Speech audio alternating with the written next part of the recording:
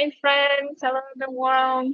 Here is a brand new live streaming on the topic of humanitarian love, together with my dear friend and coach, Pauline. Pauline, would you like to say hello? Yes, hello, hello. I'm Pauline. Maybe we'll go into a more deeper introduction in a moment.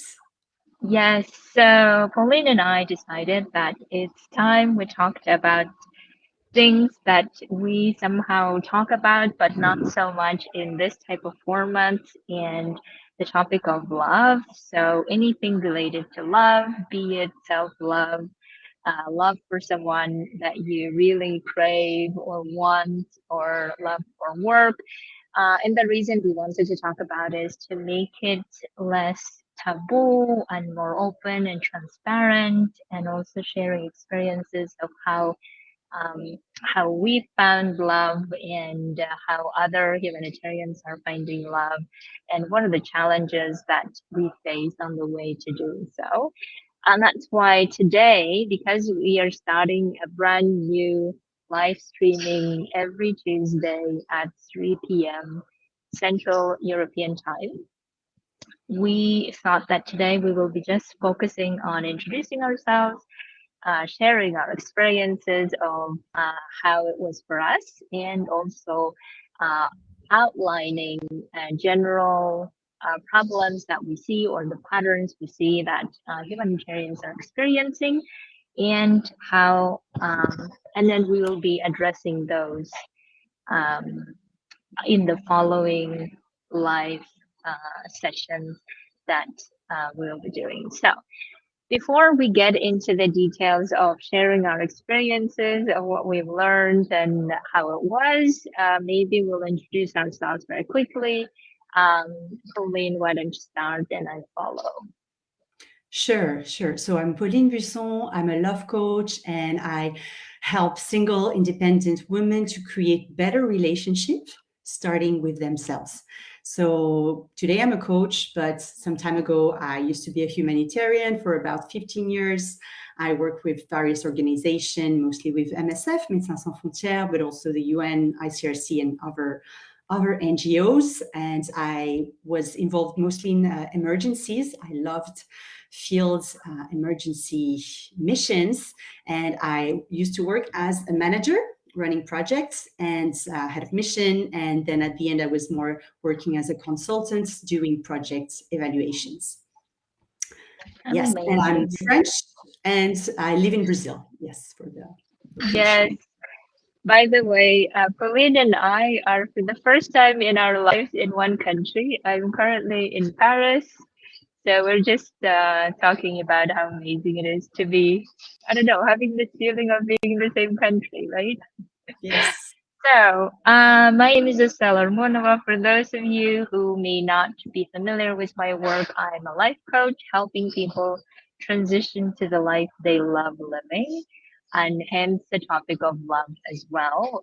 I also do another live streaming on transitioning for humanitarians as well, and that is on Thursdays at 1 p.m. CET for anyone who wants to join that. So I am originally from Kyrgyzstan, and I used to work for UNHCR. For many of you who may know me from that experience, I worked for 10 years, and then I decided that it's time to pursue another passion, which is help people achieve their dreams they want to. And that's what I'm doing since last year, January. So, now that you know about us, let's get into the details of how it was for us, in terms of us finding love, and how we understand that, and how it was, and where we are now currently. So, Pauline, floor is yours. Tell us the story. Yes. Okay. So I would say that in my humanitarian years, almost 15 years, there was two parts.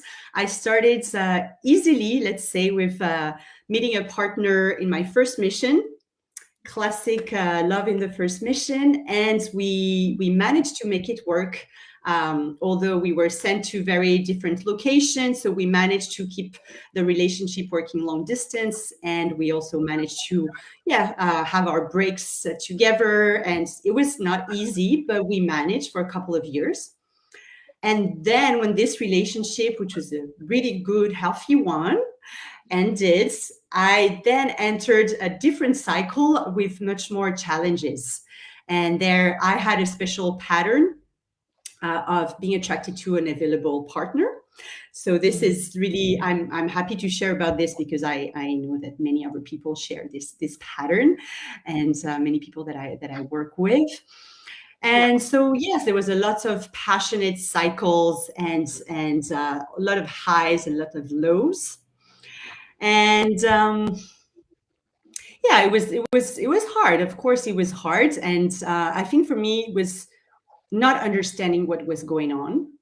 At the time, I was not necessarily linking it with the fact that I was humanitarian. Some people, some of my friends who were more in classic careers were saying, "Oh, it's because you move all the time." And I was like, "No, no, no. It has nothing to do with moving all the time, because I do get to meet a lot of people. I believe much more than if I was, staying and working in an office in Paris." So for me, I was not blaming it on the context of being a humanitarian. And I'm naming this because I think this is one of the, I don't know if it's a myth, but it's like the circumstances of being a humanitarian. So this was not so much for me. But I had other, let's say, I don't know, it's not really issues, but points that I, with time, identified and could heal or process or look at it in a different ways. And 2 points that are maybe related to being a humanitarian, or that people in the humanitarian world can relate with, was a very strong passion for freedom and being independent. And so there was this subconscious idea that that settling or that being in a relationship would take away this freedom, that would have to compromise too much. So there was definitely this idea of independence, strong attachment to independence. That for me right now doesn't have to be a problem, but when it's in your mind, it can really block you. And I guess I also had the idea that looking for love and claiming it and going for it and making space for it was a weakness. So I didn't perceive it immediately. It was after a while that I realized this, but I had this idea that, like, I don't want to show when I'm interested. I'm this badass, strong woman, independent, and I don't want to be displaying that I actually want somebody by my side. And I guess there was also maybe another third issue that could be a common one in the humanitarian world, was question around self-esteem or worthiness, and that was very tied for me with action, right? So I'm very much a doer, achiever, very identified with my work, and maybe not so much in contact with my human value, regardless whatever action, whatever results I was creating in my work. So yeah, as I was reflecting, I was like, okay, those 3 points were definitely things that I worked on over time, that are 3 points that I see a lot also with the women I work with that are from the humanitarian world. And so how I don't know if I completely overcame, but how did I work around those points was, and here I'm going to talk a little bit about my career shift, because they went together. I started transitioning out of the humanitarian world, going through the yoga, through retreats, through becoming a yoga teacher. And so with that, there was a lot of more consciousness of what is happening in the body, what is happening in terms of emotion. And then I took a course online about self-love, about body, and some of those questions were really helpful to point out those issues. So when you start and understanding, oh, this might be true, oh, this might be true, okay, just naming them, finding them is already a way to start processing those issues. And then as I transitioned and I became a coach, a love coach, during the year-long program, all the tools and practices that we learn for our clients, we applied to ourselves. So for me, the year of study was also a year of rewiring, of healing, of understanding myself much further. And it was like peeling, like an onion, like finding a new, oh, there's something new there. Oh, there's something new there. And how do you want to be with that? How do you want to change your perspective with that? And as I ended the course, I found my current partner. So it's not, I don't think it's a coincidence. I think that there was, I was more ready for that. I had let go of those fears, of some of those fears at least. And yeah, and now I've been with my partners for about 3 years. And yeah, and it's, as we were talking with, I said, it's always a work in progress. It's never like, okay, we have found somebody and that's it. So Yeah. um, in progress in getting to know ourselves, getting to know each other, and working through different triggers and growing together. So Yeah, yeah. it's amazing. So it's a great way to share what we learned and how the experience was and how we continue learning, right? So for me, I think I want to start with the current state so that when I tell you the previous story, you don't get shocked too much. Because currently, so I worked with my partner for 5 years, and in the last 2 years almost, we started dating, and we are currently in a relationship, in love, and also getting to know each other. So I feel like this, coming to this stage was like, I don't know, maybe 15, 20 years of different experiences, of different trial and error, and working through lots of issues. Because the way that I started in my journey was that I think I had to overcome a lot of traumas because I come from a family where domestic violence, unfortunately, was a very present one. And when I became adult, I was always feeling like as long as I don't have a partner who beats me, I will be fine. This was my like, I don't know, a standard, if you will. Mm, This mm, was my self concept at the time, right? So I always had this idea that everyone is like that. And if I can find someone who doesn't do that, then I will have already won the jackpot. So this was on the one hand. And on the other hand, I had also a lot of issues to process that, Pauline, you mentioned, which is the tying to the worthiness and the self esteem, because I was also always believing that, well, I'm not really lovable. Who's going to love me? I am from this place. No one knows about me, and all kinds of stories about myself that I used to create around. And therefore, I would be always busy solving for those things. And that's why I think coming from that state of mind where believing that no one loves me and I can find love, and as long as I can find someone who's not um, going to beat me, and then coming to the place now where I don't even I can't believe that person was me, but that was me at some point, right? So, and of course, that led me to lots of journey. I think the way that I would describe my journey would be like three stages. The first one is where it's not possible for me. This is how I started. Like, it's not possible for me. And even if I see someone, they will be this people. I would have a lot of judgment about those people. Like, men are all this, men are all violent, or men are all cheating, or men are all this. These would be like my package of judgment about them. And then, therefore, I wouldn't even trust myself to go to the relationship or to the commitment because I would always be seeking something temporary or believing that there is no other solution.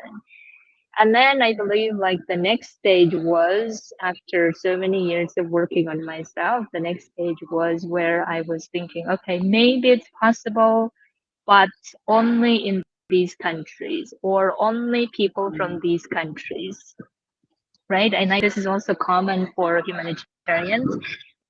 We sometimes believe that I can find only in this place or only the places that I know or something like this. And this was also me. I was also on that stage of, yes, it may be possible for others and for me, but, and there will always be but, and then the but will be with lots of other explanations.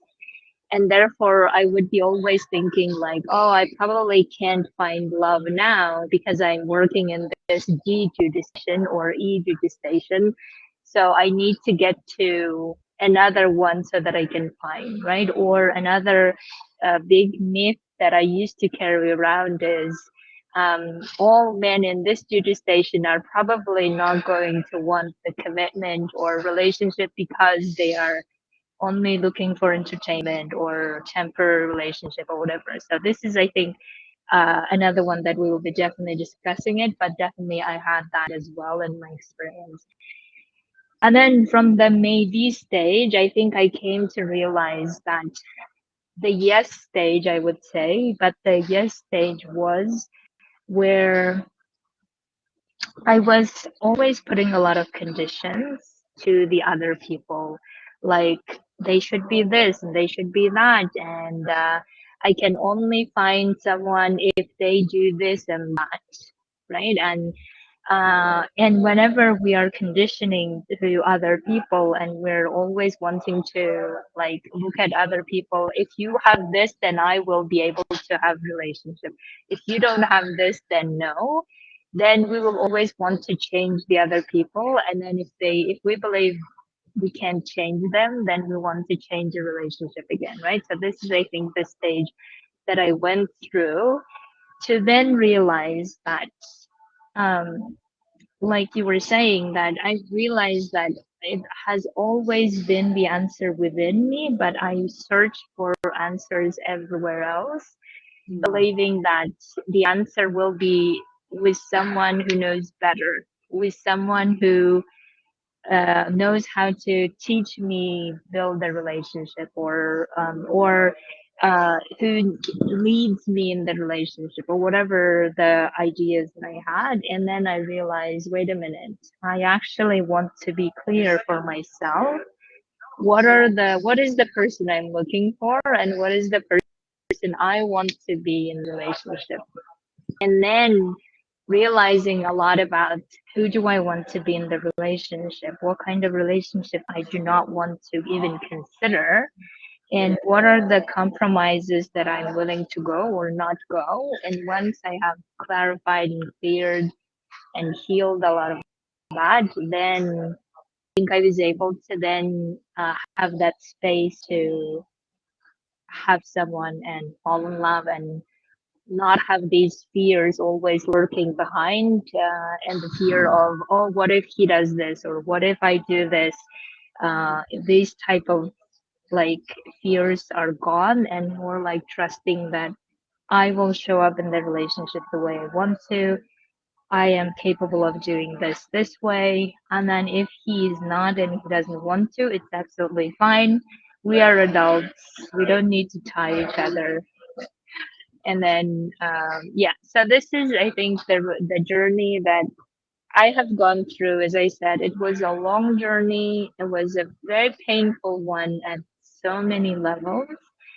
The years in, I don't know, days of crying and then learning and then crying more brought me to this stage where I feel like I'm finally leading the relationship I want, that I would call a healthy one, that I would call a free relationship, meaning that I feel free within the relationship, and a commitment, committed at the same time, instead of always trying to change the other person or change myself and adapt to the situation so that to rescue the relationship, right? So this Mm. is my story.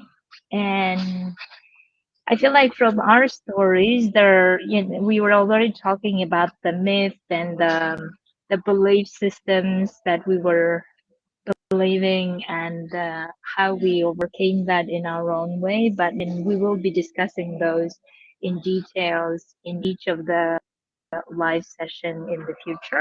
But to give an overview now, Pauline, what would you say that the main challenges that you see in your clients and from your experience, the main challenges are that we want to address? Well, I think we started listing them throughout telling our story, huh? Because I usually see there's the first sets of challenges in terms of external circumstances like frequent deployments, um, security issues, privacy issues when you are living, as a humanitarian in the field. Huh? I think this is mostly what we're going to be talking about. This is one part that is maybe the most obvious part that people will, come up with. And we've been exchanging in some Facebook groups around finding partners. And this was the thing that was coming up a lot. The circumstances, I would say the external circumstances specifically related to humanitarian missions. But then there's all these others issues that are not specific to the humanitarian world, but sometimes they are a bit stronger than other environment, I would say. So we mentioned, both of us, the worthiness piece that is sometimes very obvious and sometimes not that obvious. And that this idea that we associate very much with what we do, with the result we Yeah, create. So I think this is a big one.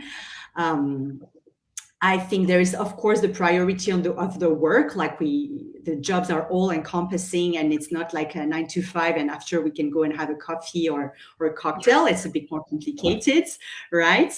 yeah, Um, but then, yes, I think there is like different pieces that are going to come up, and yeah, we can take one topic each time.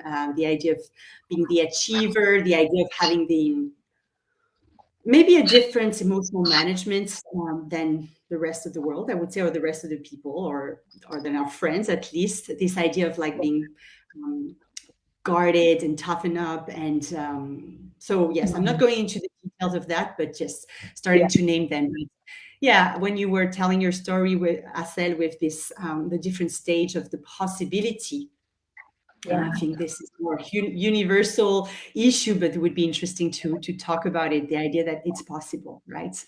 And then you yeah, mentioned the condition. So yes, the condition, the belief, the limiting belief, like, oh, if I'm in such duty station, then it's not possible. Then maybe if I'm the capital, it's going to be easier.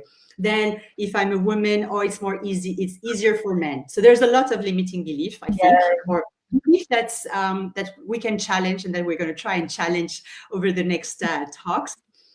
And yeah, this idea of possibility of condition, I think it's going to be interesting. Yeah. yeah, exactly. I'd love to add to that is that in the next session, we also love for us to focus on how do we recognize these in ourselves when someone else is not telling us that what you're doing, right? Because usually after a few relationship or after a few trials, we tend to start noticing some common patterns. But sometimes it's difficult to recognize them, or sometimes it's difficult to admit to them, or sometimes it's difficult to even know what to do with them. So that's why um, I really want to also focus on how do we recognize it if we're doing this within ourselves. What can we do about it? Specifically, if we're going through that, and what is working in that and working, and how are you tweaking and changing it? So this is, I think, something that you can also expect on those topics that Pauline was talking about.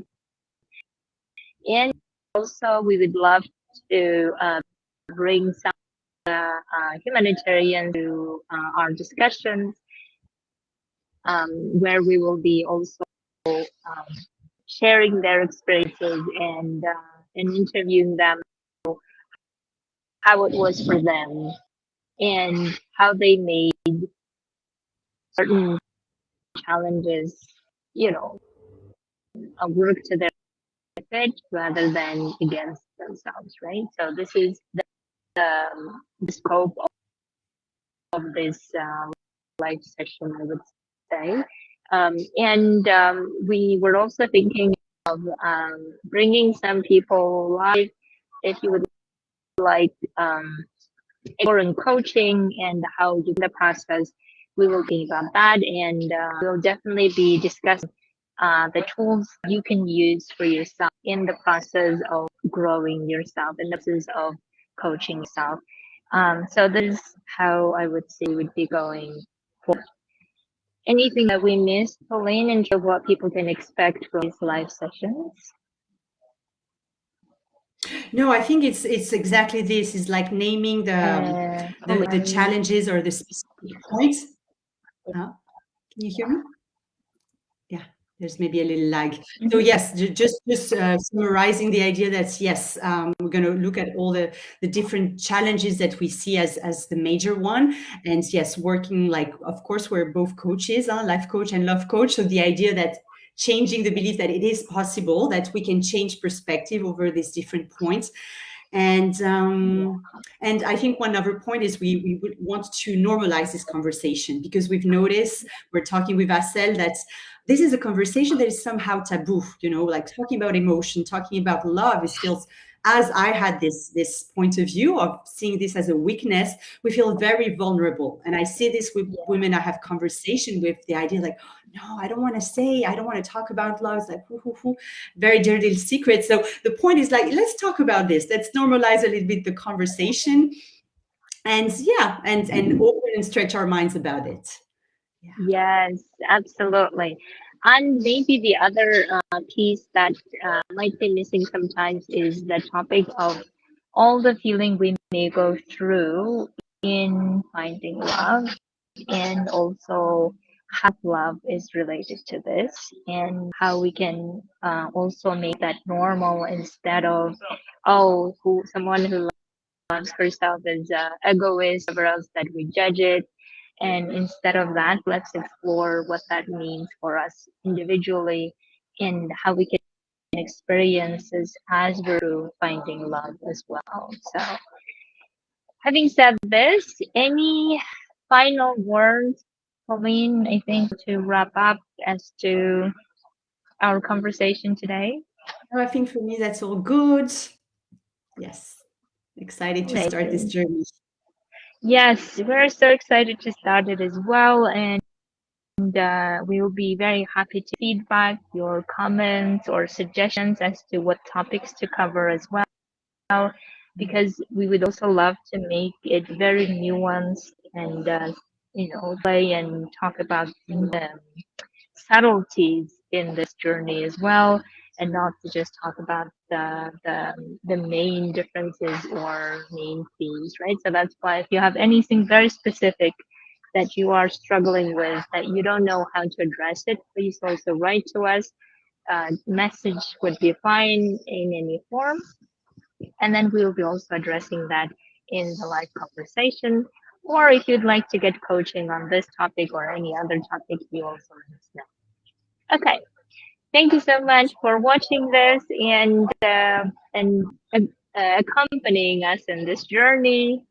Sorry for some of the lag in the internet.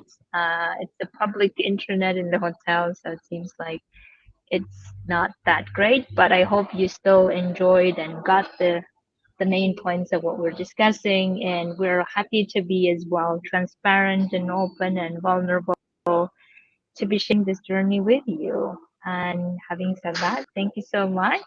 And we will greet you next Tuesday at the same time on the same profile. Thank you. Thank you, Asel. Thank you See for you.